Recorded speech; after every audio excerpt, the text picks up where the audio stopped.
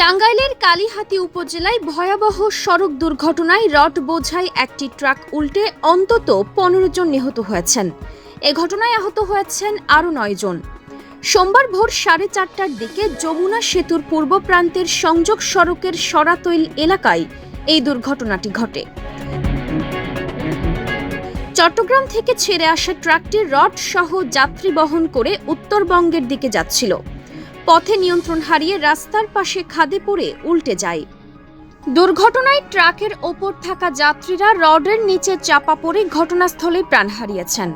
আহতদের উদ্ধার করে টাঙ্গাইল জেনারেল হাসপাতালে নেওয়া হয়েছে। হাসপাতাল সূত্র জানিয়েছে ১৫ জনের মরদেহ আনা হয়েছে এবং আহতদের মধ্যে কয়েকজন চিকিৎসা নিয়ে বাড়ি গেলেও বর্তমানে ৫ জন চিকিৎসাধীন রয়েছেন।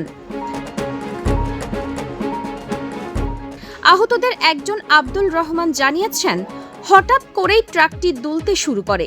কিছু বুঝে ওঠার আগেই সেটি উল্টে গেছে। এরপর চারিদিকে চিৎকার আর্তনাদ শুরু হয় এবং অনেকেই ট্রাকের নিচে চাপা পড়ে।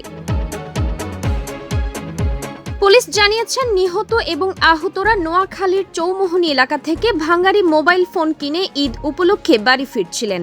তারা ফেনীর মহিপাল এলাকা থেকে ট্রাকে ওঠেন।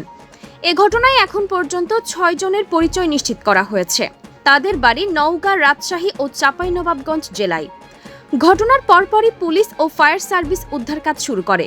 দুর্ঘটনার কারণ খতিয়ে দেখা হচ্ছে বলে জানিয়েছেন সংশ্লিষ্ট কর্তৃপক্ষ। ডেস্ক নিউজ, অগ্রযাত্রা প্রতিদিন।